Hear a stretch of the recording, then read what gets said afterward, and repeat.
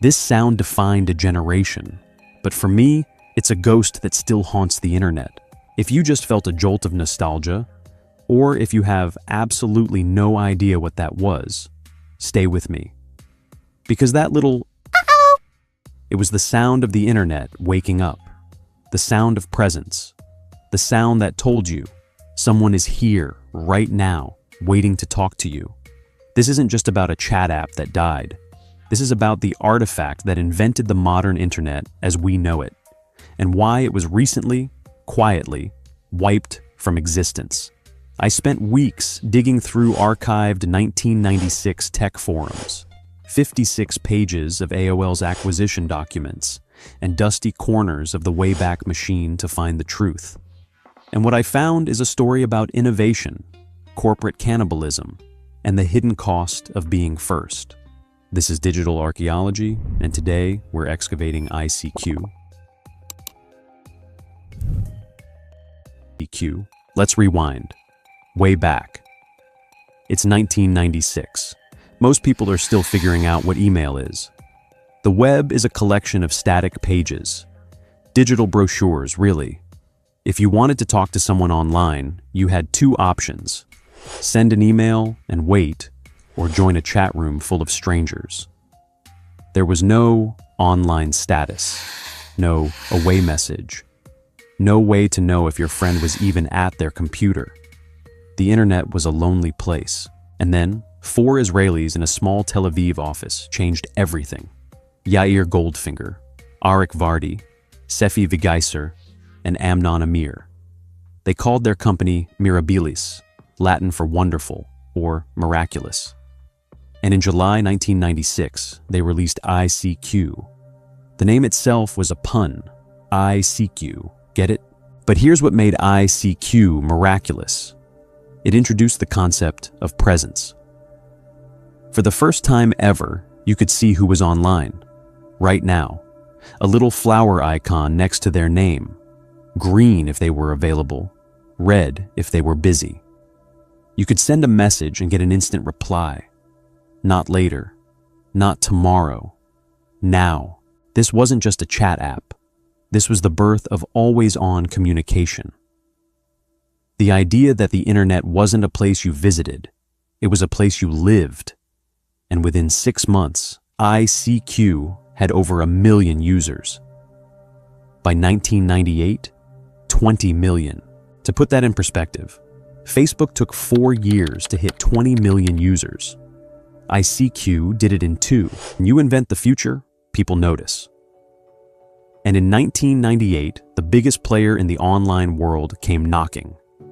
AOL, America Online. The company that was the internet for millions of Americans.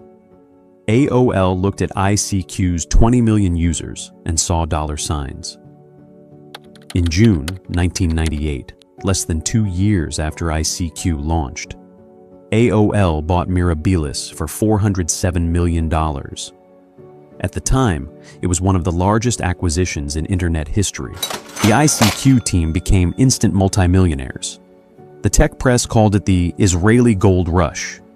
It looked like a fairy tale ending. AOL didn't just want ICQ for its technology. They wanted it for its users. See, AOL had its own messaging system, AIM, AOL Instant Messenger.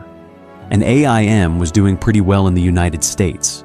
But ICQ owned the international market, Europe, Asia, Latin America. ICQ was global in a way AIM wasn't.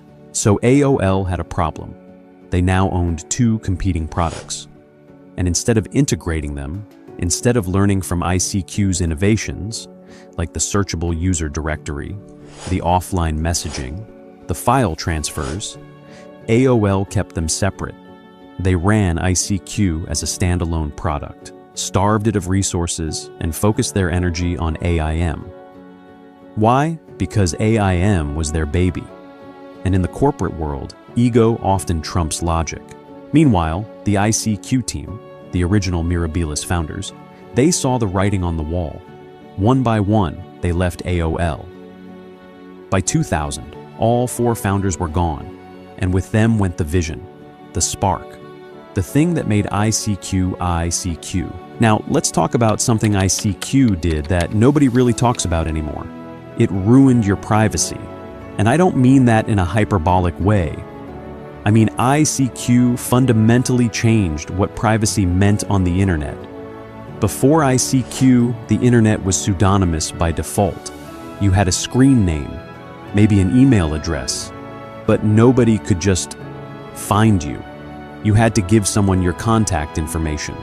You had to consent to being reached. ICQ flipped that script.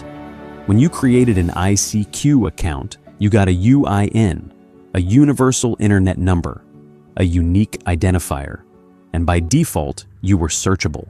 Anyone, anywhere in the world could type your name, your city, your age, your interests into ICQ's directory and find you and message you. Right then. In 1996, this felt revolutionary. I can find my old high school friends. I can meet people in other countries. But what we didn't realize at the time was that ICQ was building the blueprint for surveillance capitalism. The idea that you should be findable, that your presence should be public, that your data, your age, your location, your interests should be searchable by default. And here's the kicker. ICQ wasn't encrypting your messages. Everything you said was sent in plain text.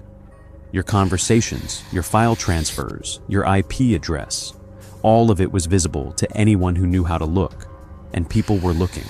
Hackers, marketers, governments. ICQ made the internet feel smaller and more connected. But the hidden cost was this.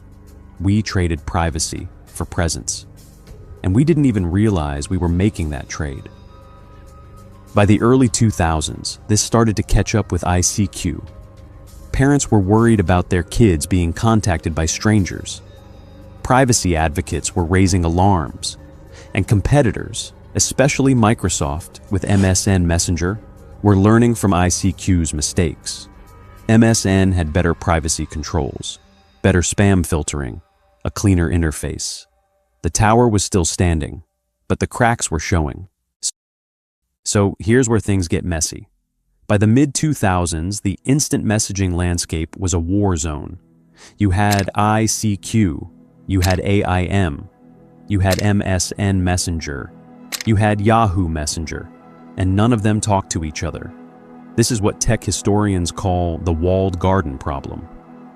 If your friends were on AIM and you were on ICQ, you couldn't talk to them.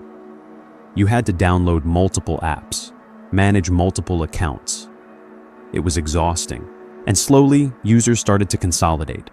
In the US, AIM dominated. In Europe, MSN took over. In Asia, homegrown apps like QQ in China started to eclipse ICQ. ICQ's user base began to shrink. Not all at once, more like a slow leak. 1 million users here, 2 million there. AOL tried to keep ICQ alive. They sold it to a Russian investor group called Digital Sky Technologies in 2010. Then it got sold again to Mail.ru Group. Then to VK. It became a zombie product, still online, still functional, but nobody was really using it anymore. The brand had value, but the product was a ghost. And then, on June 26, 2024, the final blow came. VK announced that ICQ would be shut down permanently. After 28 years, the service would go dark. Users had until that date to export their contacts, download their chat histories. And then, silence. The uh-oh sound, the sound that woke the internet up, was officially gone forever. So, here's the question I promised to answer at the beginning. Does the code of ICQ still live in the apps we use today? The answer is, not literally. ICQ's codebase is dead. The servers are offline. The UINs are gone. But the DNA is everywhere. Think about it. Every time you see a green dot next to someone's name on Slack, that's ICQ. Every time you send a message on WhatsApp and see online or typing, that's ICQ. Every time Discord shows you who's active in a server, that's ICQ. The concept of presence, the idea that you can see who's available right now, that's ICQ's legacy. ICQ also pioneered offline messaging, file transfers, group chats, away messages, status updates, features we take for granted now. Features that are baked into every modern messaging app. Facebook Messenger, iMessage, Telegram, Signal. They're all ICQ's children. But ICQ also taught us the dark lessons, the privacy risks, the dangers of making everyone searchable, the cost of being always online. Modern apps learned from those mistakes. End-to-end encryption? That exists because ICQ didn't have it. Privacy controls? Those exist because ICQ's directory was too open. And here's the bittersweet truth. In the tech world, innovation often means sacrifice. One branch dies so others can grow. ICQ had to die so that better, safer, more private messaging apps could take its place. It's the tree of life, the evolutionary chain. ICQ wasn't perfect. It made mistakes. It got left behind. But it was first. And being first means you're the one who has to figure it out. You're the one who takes the arrows. You're the one who gets it wrong so everyone else can get it right. So, the next time you see that green dot, that online status, that instant notification, remember where it came from. Remember the 4 guys in Tel Aviv who asked, "What if the internet could tell you when your friends were here?" Remember the